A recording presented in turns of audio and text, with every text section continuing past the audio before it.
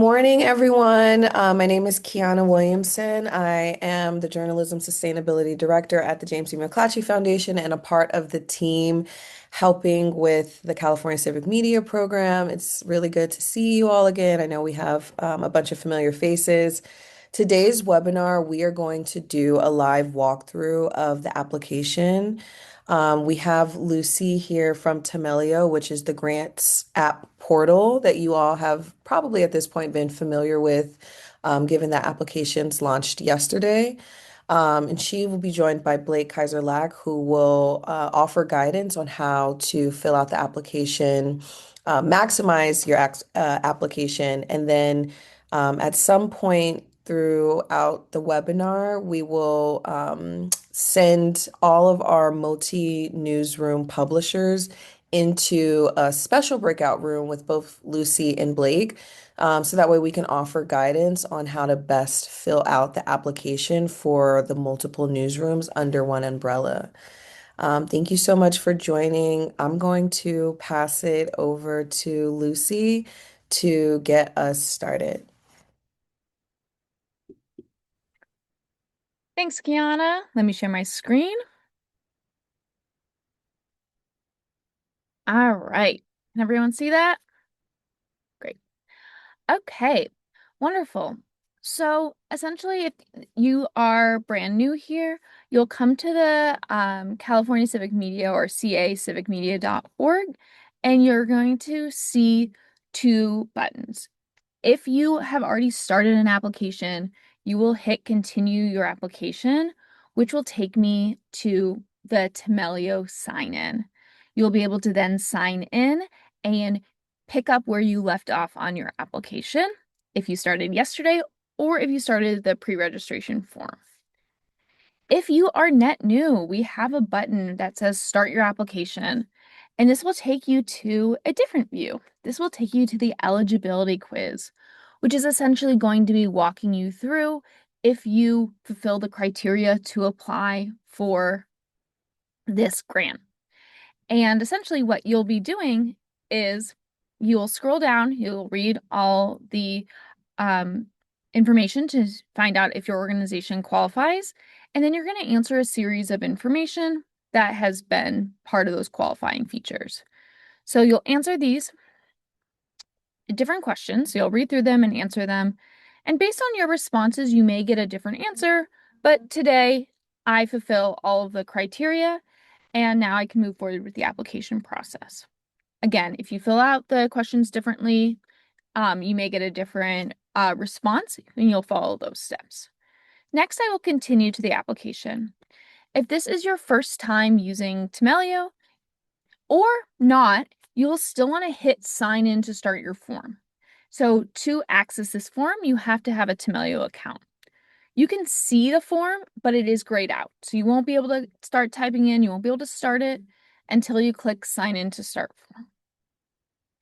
If you have used Temelio in the past and you already have an account, wonderful. It's going to take you to that sign in page we just saw earlier for those returning applicants. But if you are brand new to Temelio, you're going to go and hit sign up down here at the bottom left. At this point, you'll choose to either sign up with Google or through Microsoft, or you can create an email or use your email, create a first name, put in your first name, last name, and password with this password criteria, and then create your account. Today, I actually already have an account, so I will sign in, and I'm going to continue with Google. And let me get my verification code. All right.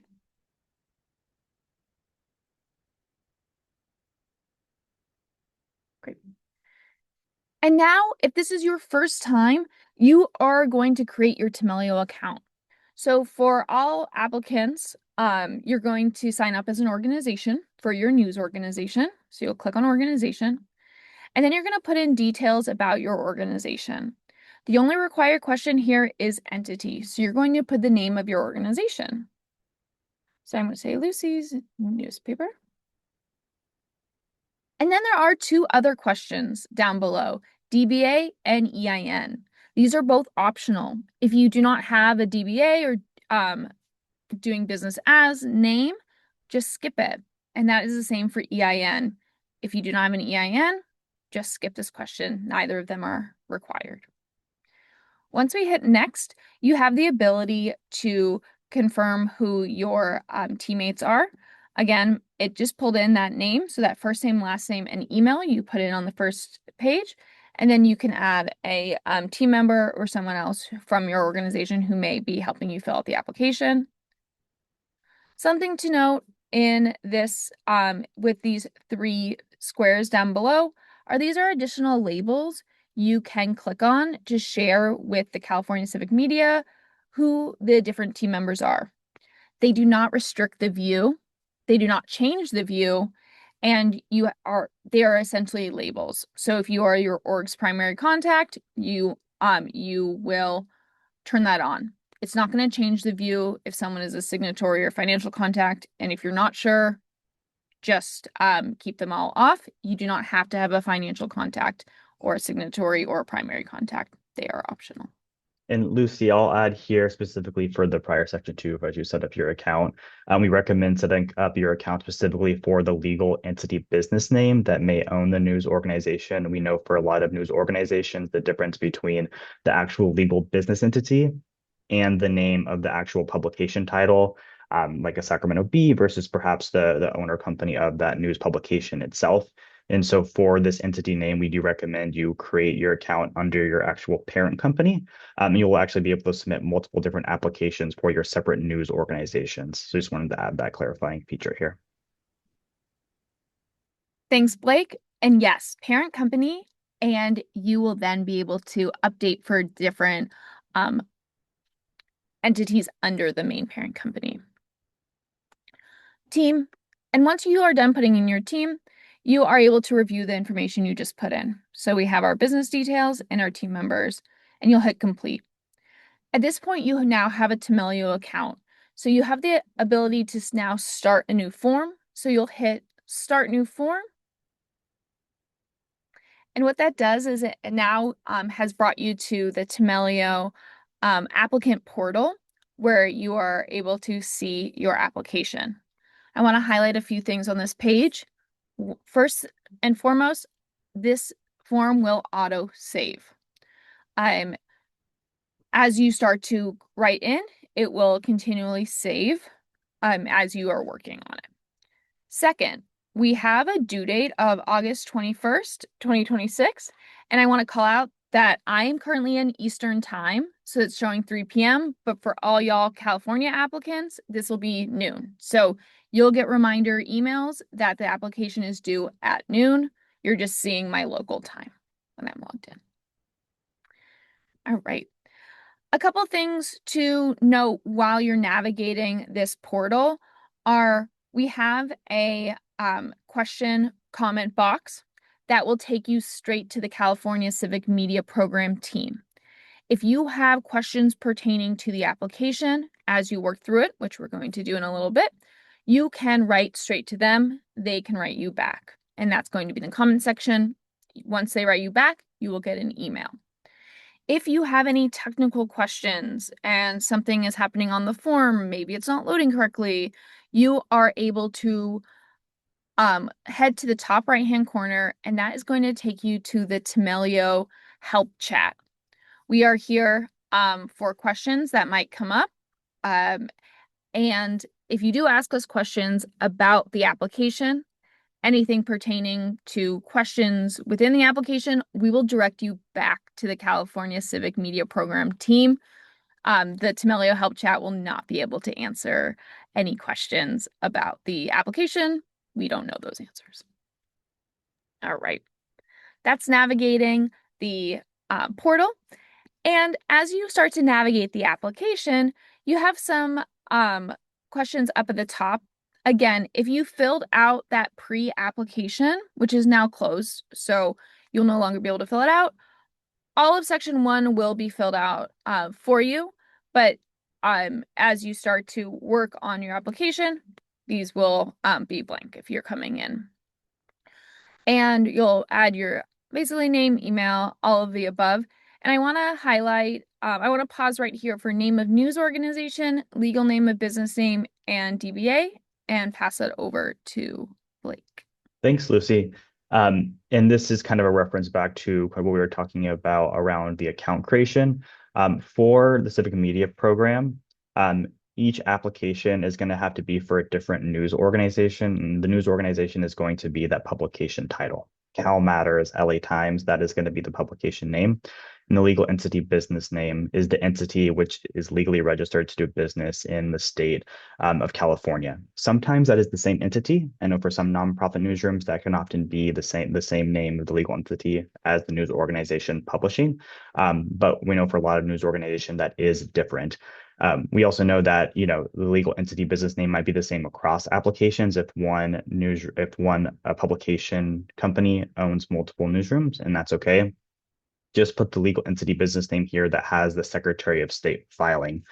For folks who have fiscal sponsors and for those kinds of organizations where the fiscal sponsorship does have that either nonprofit filing or the Secretary of State filing, put in the fiscal sponsor for the legal entity business name of the fiscal sponsor if they hold that registration to business in California. If your nonprofit newsroom itself holds that, then you should put the name of your organization very specifically in legal entity business name. So that's kind of the distinction there between those two fields. And then Lucy, scrolling down a little bit as well, would love to highlight some other pieces of this organizational profile, starting with the date of the news organization being established. As a reminder, this specifically is for the news publication itself, not the parent company. As folks have seen, there is a 3-year requirement of news organization operations for the program, and that is specifically for the news organization itself. Change of ownership and things of that nature do not impact the length that the news organization has been operating, and you should put the date that the publication itself was established. And then another item I want to highlight is organizational expense budget.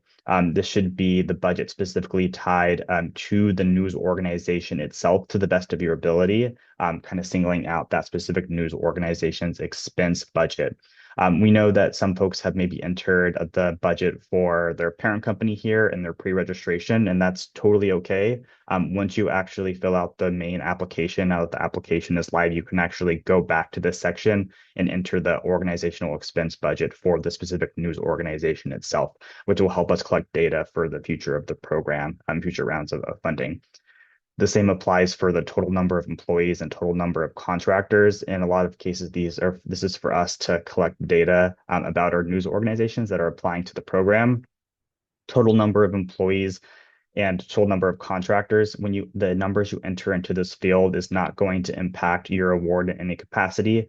This is simply for us to collect data about the organizations that apply to the Civic Media Program. And as folks who have kind of read the program guidelines know, not all employees will be eligible to be counted towards receiving money as a part of the program. That'll be eligible journalists, but we just want to get a better sense of kind of the size of the newsrooms that are applying to the Civic Media Program. And the same goes for the contractor section as well. This is to help us get a better sense of kinds of the workforce makeup of the news organizations applying. And for the second section of this organizational profile, the organizational media profile, all of these questions will be optional. You do not have to answer these questions specifically, but it is very helpful for us if you are able to answer to give us a better sense of California's news ecosystem as we improve the program in future years of funding rounds. But those are all the clarification pieces I wanted to add for this profile section. Thanks, Blake. One thing I do want to highlight that Blake had mentioned is if you filled out the pre-application form, your answers are going to fill in here, but they are editable. So if anything has changed, we highlight organizational expense budget, you're able to make updates before you submit the application form. All right, let's move to the next page of our application. And these are the eligibility requirements and an upload option or an upload series of questions. So the first two, we offer you the ability to either upload via link or file upload for proof of ethics and correction policy, and then proof of disclosure of ownership. However, these Um, I believe Blake can specify more about these, but if you are not putting them in a link, you will just upload a file and hit NA or click right in NA, and then the bottom two are only file uploads. Sweet, thanks, Lucy. And the items I wanted to call out on these four upload sections are first on the ethics and correction policy and the public disclosure of ownership. Um, for organizations that are entering in the link, as Lucy said, if you do not already have these items on your website or in your print publication, totally okay. What you can actually do is just go to your website now or to your print publication and actually enter in a policy and upload it to your website. And then come back here and provide the link to us, or again, kind of provide that PDF in the upload section there. We have some guidance here on what the ethics and correction policy should include and what the public disclosure of ownership should include, but that language will be different for each different news organization, which is totally okay. We're just looking that your organization specifically has a ethics and correction policy and that you have publicly disclosed your ownership on your website or in your print publication. Just it's one or the other. You do not have to provide both pieces of documentation, just the website or the print publication itself. And then scrolling down a little bit to the last two upload items. The first is the proof of authorization to do business in California. This is specifically your Secretary of State statement of information that you have filed with the Secretary of State of California. And this is your legal registration to do business here in the state of California. We know some folks have asked about their articles of incorporation, but we are actually looking for your statement of information that you most recently filed with the Secretary of State for this section. For sole proprietors, we know that a lot of sole proprietors don't actually have a Secretary of State filing. And so for those news organizations specifically, we ask that they submit their fictitious business name statement, which is filed within the county of operations. Only sole proprietors should be submitting the fictitious business name statement. All other organizations should be submitting their statement of information filed with the Secretary of State. And then the last piece here is the media liability insurance. I think some person in the chat actually asked about who needs to hold that media liability insurance. As long as the articles being published by the individual news organization is covered under that policy. So if a parent company owns that media liability insurance, that media liability insurance is great. And we know that not all news organizations may have this at the time of application, which is also okay. We highly recommend for folks that do have media liability insurance to upload it now, which will help streamline the actual grant process if your news organization is selected. But if you do not have it yet, you can actually go ahead and wait until the grant agreement process and purchase it at the time of grant award if your organization is selected at that time. So you can upload it now, which we highly recommend, or later on in the process if you are selected. But that's the guidance that I have for this section. All right, thanks, Blake. Next, we're going to go to page 3, which is the journalist application and definition. And I believe we are going to pause my screen share and go into a presentation.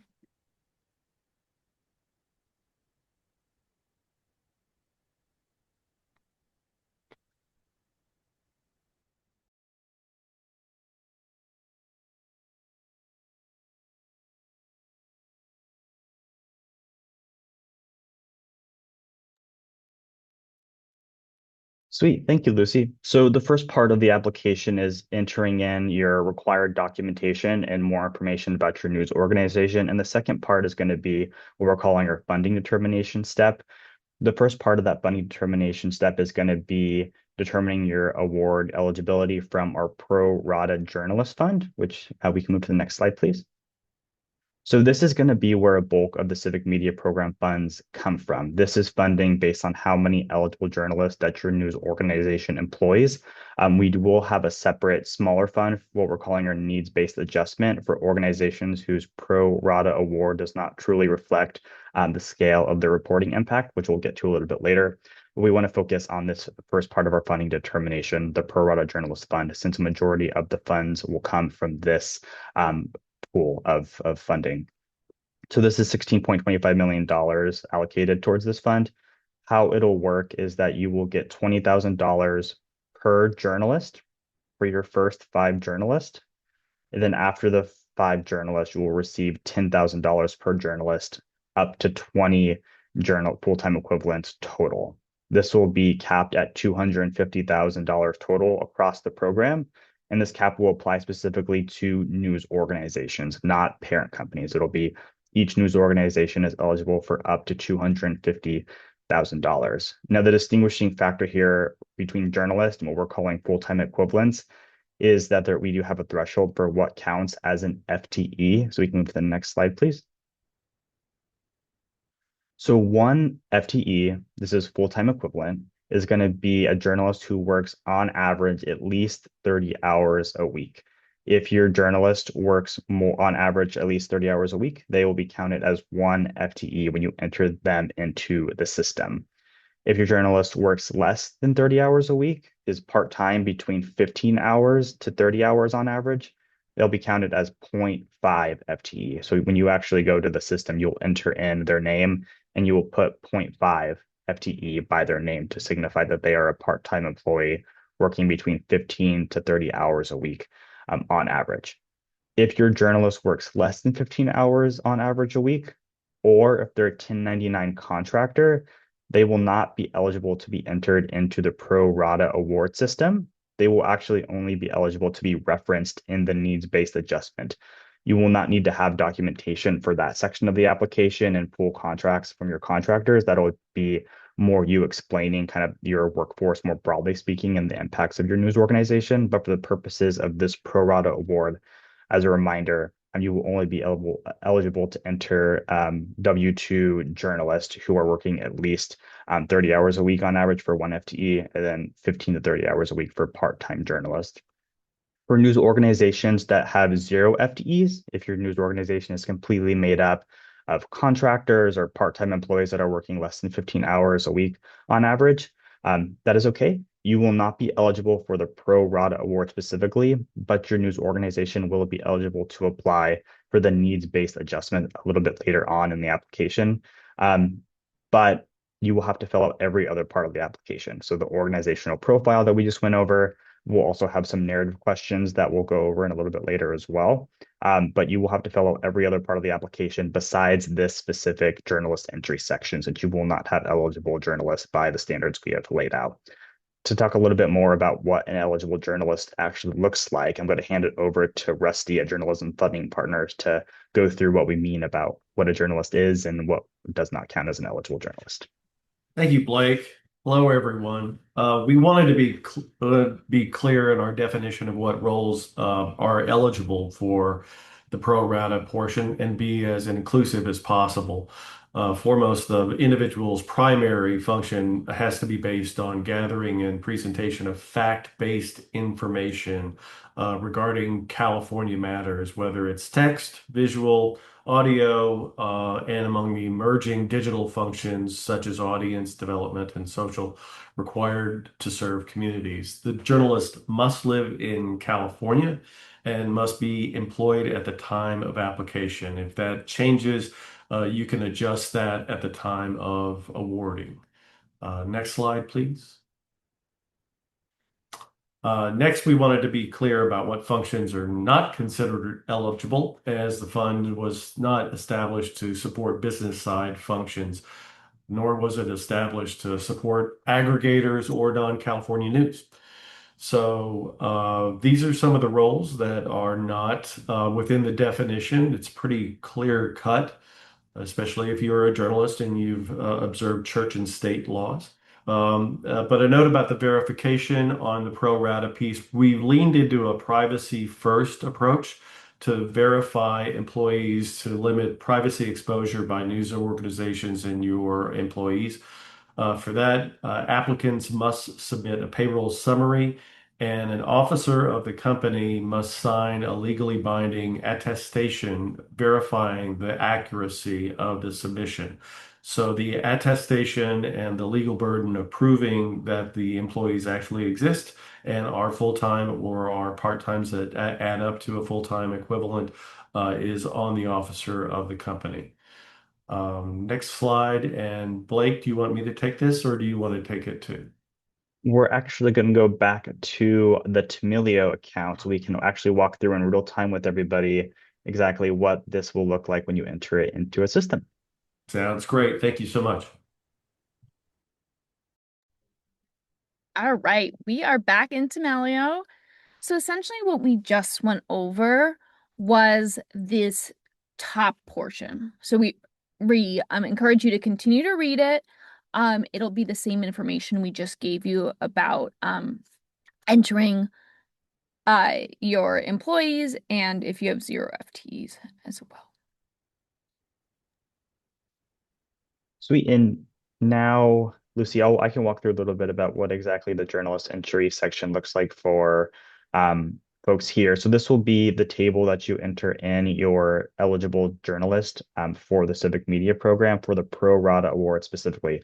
Again, as a reminder, if you have 0 FTEs, that is okay. You just simply skip this section and move on and fill out every other part of the application. This is where you're going to actually enter your eligible journalist. So for each eligible journalist, we're going to name their first name, their last name, the title, date of hire, their residential zip code. As a reminder here, only journalists who live in California are qualified to be counted as a part of the Civic Media Program, so they need to have a residential zip code within California.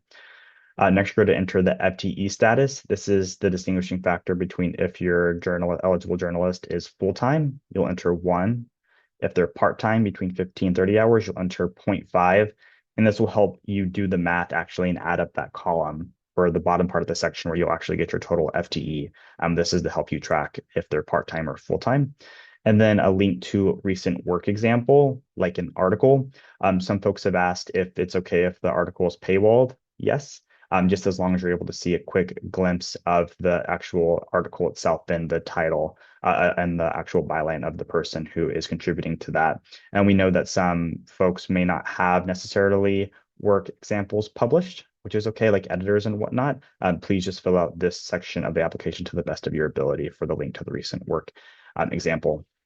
You're also seeing, Lucy, if you scroll down just a little bit, you will see that you can actually enter up to 40 journalists, which I know I just said that you can get up to 20 FTEs, which is the cap of $250,000. And that is because specifically if you have 40 part-time journalists, that could count up to 0.5 each would be 20 FTEs, which would be our program cap. So that's why you're seeing a total of 40 journalists because you can capture FTEs count as 0.5 when they're part-time specifically. A couple of other questions that have come up about kind of who you are entering. These are journalists that are entered at the time of that are employed at the time of application. So as you're filling out the application, this should be all folks who are on your payroll as of now. If you are in the middle of hiring or in flux, I would recommend that you maybe wait a few weeks to submit your application. As a reminder, the application is due August 21st. So if you're working through anything in the meantime, you'll be able to kind of save your application and come back a little bit later. So we recommend just waiting to submit your application until a little bit later on in the application period itself. Another question that we get is around California local news fellows and if they count. Eligible journalists should be employed at the legal business entity / the news organization. Since those fellows are employed outside of the news organization, they should not be entered into this journalist entry section. It should only be journalists that your news organization / parent company specifically employ at the news organization itself. And let's see if you scroll down a little bit, we can talk a little bit about kind of how you can calculate your potential award if you are selected for the Civic Media Program. So in this section, you will confirm yes or no if the above individuals are W-2 employees.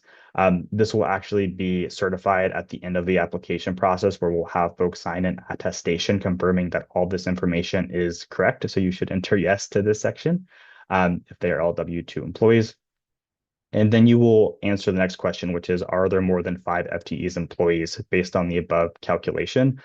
You should do the math up above and count up the 1s and 0.5s that you have in that spreadsheet above in that table. And if you have more than 5, you will enter yes. And you will basically enter the total number of FTEs up to 5 in this first box. So So for this purposes of this, Lucy, you would enter 5. If you have more than 5, then you would enter the additional FTEs that you have in the second box. This number should add up to no more than 20. If you have more than 20 FTEs, that is also okay. You do not need to fill out more than you need to. And so for those 20 FTEs, you can just stop after you count up 20 in the table above. But you can only get a total of 20 FTEs for the Civic Media Program, which will be the equivalent of our program cap of $250,000 per news organization. And so the max you can enter in the second box is 15. But if you entered no to the question above, are there more than 5 FTE employees? You would simply just enter the number between 1 and 5. And you can enter in half decimal points as well, which will count as the part-time journalist. So 4.5, 2.5, and it'll give you an estimated pro rata award if selected down below. I want to clarify that this funding is not guaranteed. This is just an estimate of what your award could be to give you a better sense of our program formula. And full funding awards will be announced later on in the application process in the fall. Now, the last part of this section will be the payroll summary upload to help get us a sense of the verification of the news reporters that you put into the table above. For the payroll summary, you will basically have to include either from your actual system itself or from your internal books, PDF or Excel file, etc. That information should include the employee's name and one other identifying piece of information. So it could be their name and their hours worked, perhaps their current title, a former position title. If you have a question about what else can count as that verifying kind of information, and in addition to name, please reach out to info@cacivicmedia.org, and folks can help you out and know exactly what that can look like. And the last piece here I want to emphasize is that no payroll summary should include sensitive information, things like social security numbers, pay. We do not want to have that information, and I'm sure you do not want to share that information as well. So please, when you submit that payroll summary, make sure to either delete it from the system or help us by redacting that information when you submit it. For folks who do not redact that information, we may request you to resubmit this documentation later on in the process, as we do not want to hold on to that sensitive data. But just wanted to clarify that piece specifically there. But that's all the guidance I have for this section. Great, thanks, Blake. Let's move to the next page about narrative questions. All right, later in the webinar, we'll go through more in depth about the rubric, but each narrative question is a long answer question that is capped at 1,500 characters, which is approximately 250 words or less.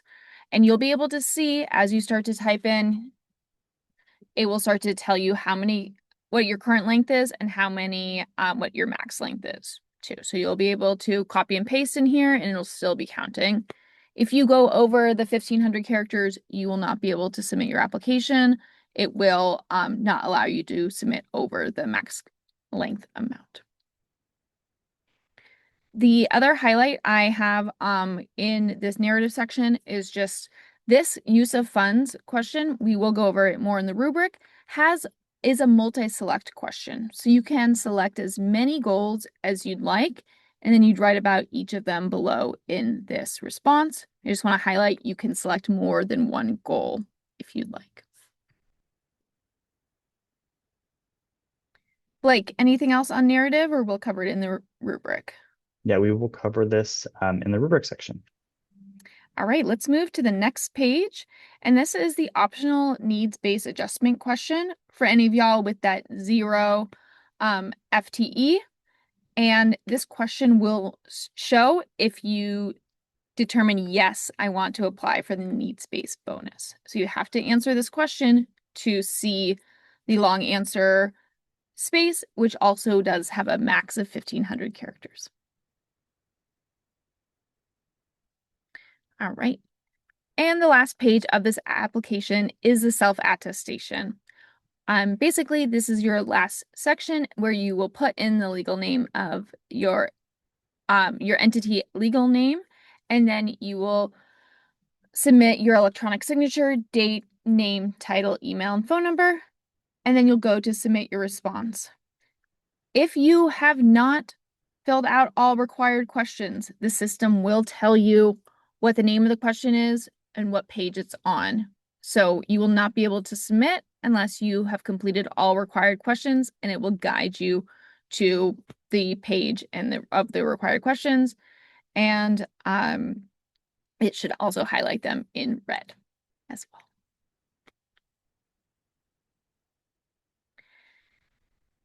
All right, and that is the flow for the application.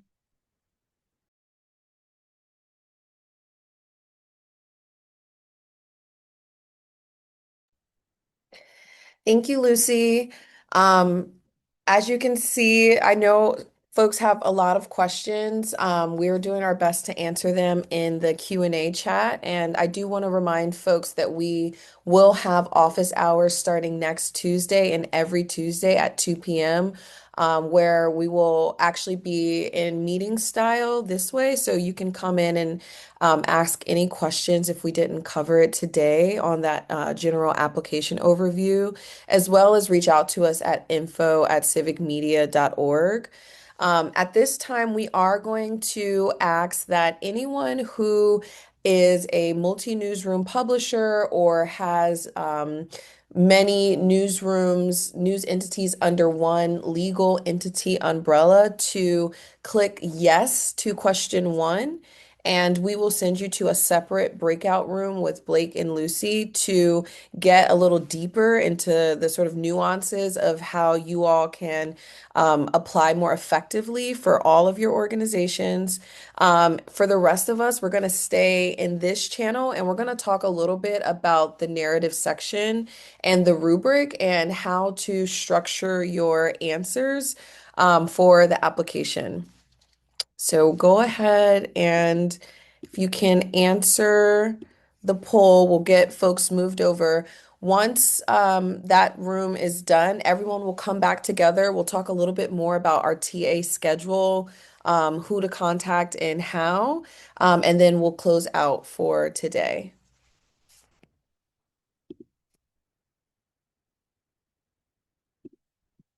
Okay, so our team will start moving folks over to the breakout room.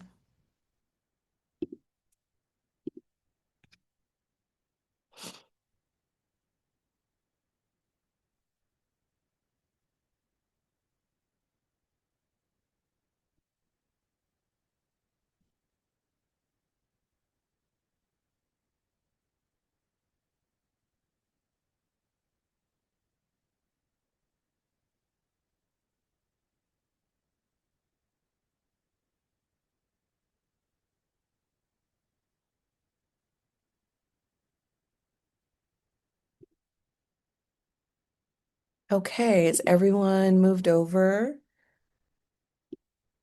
Okay, great.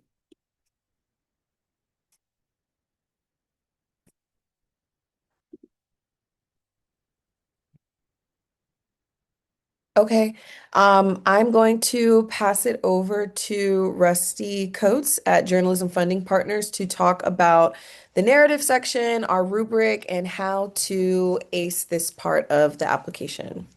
Thank you, Kiana. Uh, First, the best way to think about these narrative questions is that they are tied to the pro rata portion of the scoring and help the review committee prioritize entrants based on legislative goals in the civic media program. Those and I'll get to those in a little bit more detail coming up. The review committee will score these three questions, narrative questions, again, 1,500 characters, 250 words maximum, cover three areas. Number one is the coverage of disinvested audiences, and I'll get a little deeper on that on the next slide. Organizational capacity and sustainability planning to ensure that you're a going concern. And then your planned use of the funds to achieve those legislative goals. So if we can go to the next slide. Going into more detail about those narrative questions, again, there are many ways to many disinvested communities out there, and we wanted to reflect be reflective of all of them. This includes communities experiencing economic hardship, minimal existing coverage, geographic limited isolation, limited English proficiency, and comes down to a very simple question. And if you go to our guide, you'll see some examples of good answers to that and a bad answer to that. The second one is the ongoing viability of your organization that boils down to the question of what does your current revenue picture look like and what steps are you taking to build your organization's continued operation? This is again is to show that you are a going concern as a news organization and are taking your own steps outside of the civic media program to see to your sustainability. And then the last question really is to give us some insight and the review committee some insight into how you plan to use the funds. You'll have a pull down menu to help you, and if it's other, you can use that option as well. But again, the narrative questions are not onerous and are designed to not be onerous. They're brief, so be succinct in your answers. Be specific in your answers and think about the legislative goals. And to refresh you, we'll go to the next slide, and I'll go over these. These are all mentioned in the legislation. Thank you. Enhance public good by supporting the robust dynamic California press corps is priority number one. Empowering Californians by fostering greater understanding of and access to information. Ensuring the sustainability, again, going to the going concern question, with an emphasis on community-facing journalism, support of California-based state and local news organizations, that's our goal, and to strengthen journalism that facilitates social integration and promotes civic engagement. It's all about the impact, as we know, as journalists.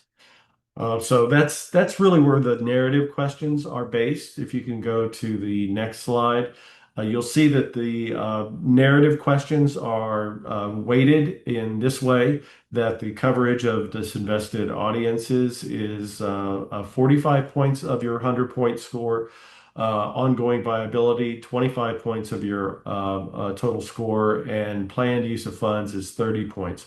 All of this adding up to 100. Again, scored by the review committee, which does not include anyone from JFP, JBMF, or GoBiz. These are independent and they are regionally based so that they reflect your community. And more importantly, you don't have people in Los Angeles deciding what's more important in Shasta. Then these will all be tallied, and then all of the pro rata entrants will be rated for that. Again, if you could go back and go to the next slide. I'm sorry, I'll talk about the needs-based adjustment. The needs-based adjustment, the best way to think about that is that the headcount or pro rata formula protects large newsrooms. The need-based fund naturally protects smaller newsrooms, with a $2.5 million pool. The needs-based adjustment will be scored on a scale of 0 to 10, 0 being 0 and 10 being the best. The higher the score, the higher the need shown for the adjustment. And again, to think about this is that this is really aimed toward those who do not feel that the pro rata portion of the application correctly reflects your operation. Say you have a lot of contract workers, you have very few FTEs, but you get a lot done, or you're serving very disinvested communities. You have a robust business plan. You are a going concern. You were very resident with your community. This will apply to you. Also, if you are covered by the pro rata portion of and you've already received your score, you're still eligible for more money in the needs-based adjustment. One thing to keep in mind is that the scoring of this is to make sure that organizations that aren't fully represented and recognized in the pro rata portion will have some kind of agency with this. But it's also important to know that applicants with less than one FTE will be capped between $20,000 and $40,000 out of this $2.5 million fund. And with that, we can go to the next slide, which I've covered a bit here. But your funding capacity is if you have FTEs, can be up to double your base award, up to the $250,000 cap. Again, the scores are based on a scale of 1 to 10, and the scoring committee has examples of what that is going to look like and what they should be looking for and what they also should not be looking for. What are some standouts? And one of the things they're being asked to look for is whether you used AI to do the entire application. Once again, applicants with less than one FTE will be capped between $20,000 and $40,000.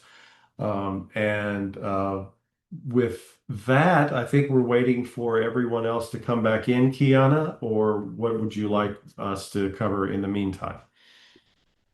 Yeah, we can go to the next slide, and then if folks want to take some time back, they can. Next slide after that. That's for our other group over there. Um, Next slide. Okay, with that, we know we have shared a lot of information. I just want to go over some of the opportunities that you all have to connect with us, so that we can really get into the nuances of some of these questions. We understand that this is an incredibly diverse field with so many different iterations of how we're structured and how we employ, and there's so much that needs to be taken into consideration. And so we are hosting a weekly office hour. It is every Tuesday at 2 p.m. Pacific time. You can find the link to register for the technical assistance on the website at cacivicmedia.org. You will register for the TA. It allows you to include your questions. And then every week, myself and either Matt Line Porter or someone from the team will be on the Technical Assistance Tuesdays to answer questions and to help folks workshop live some of their blocks. Um, we also will have a third webinar August 4th, 2000, August 4th at 2 p.m. That webinar is going to be the last webinar that we host. It will likely be for folks who find out about the program later, and to answer some common questions that we are getting. I do want to just go over the list of resources that we have as well, where a lot of these questions we have answered. The first is our program guide, which you can find on our website. Our program guide has the full program, the eligibility, how to calculate pro rata. It has the narrative questions. It includes the rubric that Rusty just went over, and you're able to download and print that out. And so we suggest really starting there because it is I guess the Bible of the program.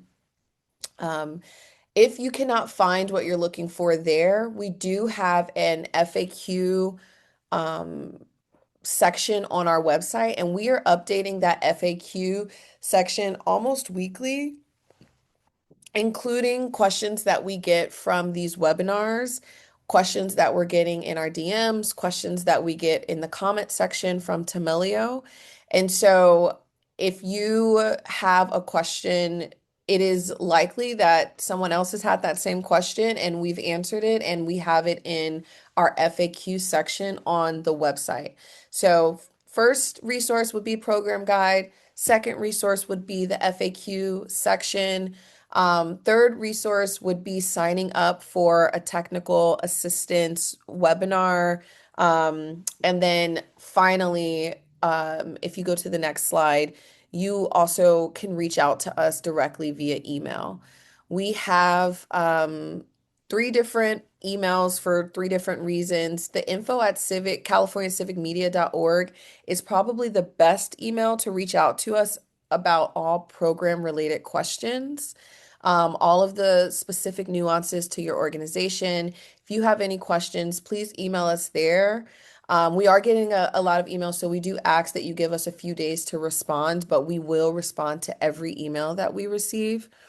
If you have trouble with Temelio itself and the actual application, we recommend reaching out to grants at cacivicmedia.org. There we can help you troubleshoot any of your application specific questions, anything about the process, anything about submitting. And then if you have any questions around media partnership, any questions around the policies for the program, you can reach out to cacivicmedia@gobiz.ca.gov. I do want to go over the timeline so you can switch to the next. One more thing that I wanted to touch on is translation. So we are recording all of these webinars, and we have found a way to translate the webinars into different languages. And so if that is something that you need, please email us and we can get you this webinar in whatever language that you need it. And then finally, I just want to go over again our timeline, just so that we all know what's going on. Full applications opened yesterday, and they will remain open until August 21st at 12 p.m. Um, at 12 p.m. Pacific time. That is a hard deadline. And so we do suggest someone asked earlier, there's no waiting for our specific, application waiting that will, for getting your application in early. But we do suggest not waiting to the last second, especially because if we need to clarify anything, we will be reaching out and we just prefer to have more time. But you do have until August 21st at 12 p.m. to get your applications in. And then awards will go out this fall. So thank you again so much for your time. If you want to pop off of the webinar, we are finished. We'll stay on though. We're gonna wait for folks from the breakout room. Um, I do see one question that I just want to state. If you get your app in earlier, once you submit your app, you will not be able to go back and edit it. So you do want to make sure that you have a complete application before you hit submit. You can reach out to our team. We can unlock the application for you as long as it's before the August 21st due date, but we recommend not submitting until you feel 100% confident with your application. As always, we will be taking all of the questions that we were not able to get answered in the webinar, and we will be sending you a follow-up email with all of those questions answered. And please, please, please, if you still feel like you're not fully ready to start your application, please sign up for one of our technical assistance webinars. We really want folks to engage with those and use them because we want everyone to feel confident with the application that they are submitting. So with that, I hope you all have a great rest of your day, and we'll be hearing from you soon.